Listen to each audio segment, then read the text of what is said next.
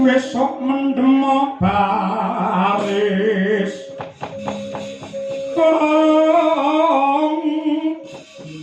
Paris Prayitno ya saranta wong ing Dwarawati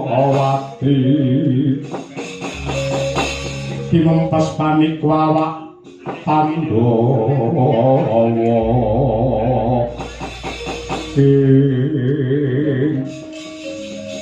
yen ora luput kang dadi panyawanku putra Madukara Bambang Wisageni ya pancen dasar kepara napa Wadayudana aku ingkang suwana ing Pendhapa Agung Negara Ngastina para kaki babar ana wigati apa Wisageni yen dene malah kaya apa anggonku suwana ngarsamu Wadayudana iki yektine nuruti apa kang dadi pandriting para kawula Ngastina tanise para kawula ing negara Ngastina iki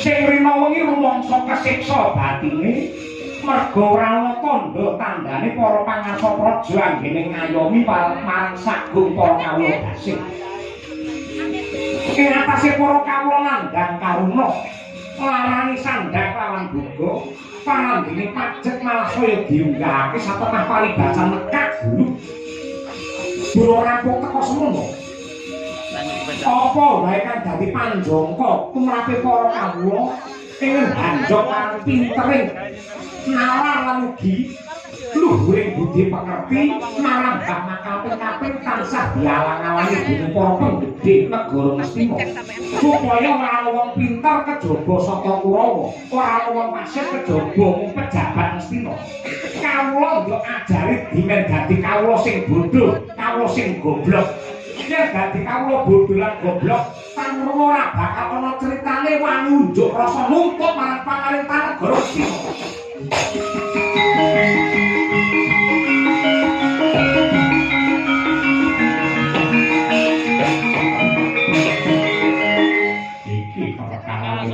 iya bisa kowe wong jowo saka negara Ngastina parandene lar nang ndi sane parandene gak campur tangan tumrap lelakon iki kowe dudu wong Ngastina saru diluru lamun tok campur tangan sik kok iso panjenenganmu kok lamun aku dudu wong Ngastina mongko aku iki yektine pra Ngastina aku putrane Kanjeng Rama Arjuna malah palungguhan iki aku tak ganti takon yen dene sing duwe hak wewenang kamukten negara Ngastina iki Pandhawa apa Kurawa yen pancen sing duwe hak kamukten negara Ngastina iki Pandhawa kenapa sing dadi ratu kok Wadayudana yen pancen Ngastina iki hak wewenange para Kurawa dasare apa wewakone sing kepriye aku pengen ngerti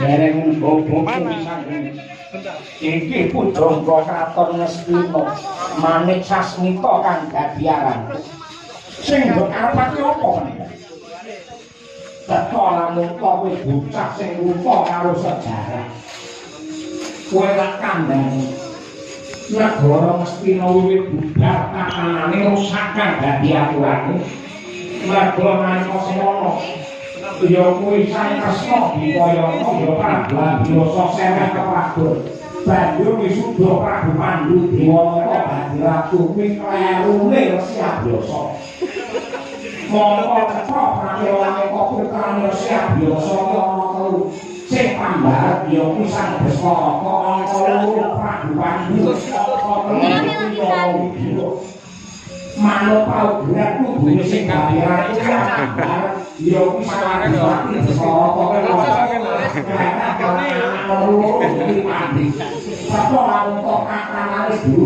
ini wajah-wajah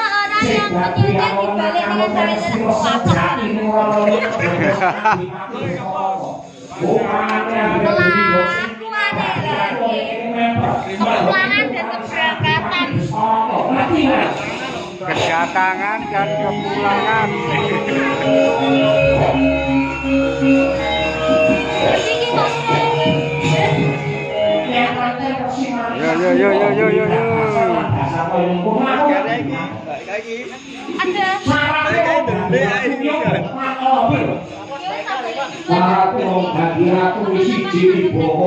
Angka loro Wicaksono, angka telu Prasaja bilengan angka papat ya kuwi Santosa. Santosa ki teges saksi. Santosa lair lan Santosa batin. Santosa lair ratu lan cacat. Apa-apa. Simbah Destara koke cacat apa? Destara mongko kae kita netra cala bina karo kancane Manangrem. Kok mau bergerak neh. Yen ratu cala netra cala bina kira krepok dadi ratu ora aku ndobok rame.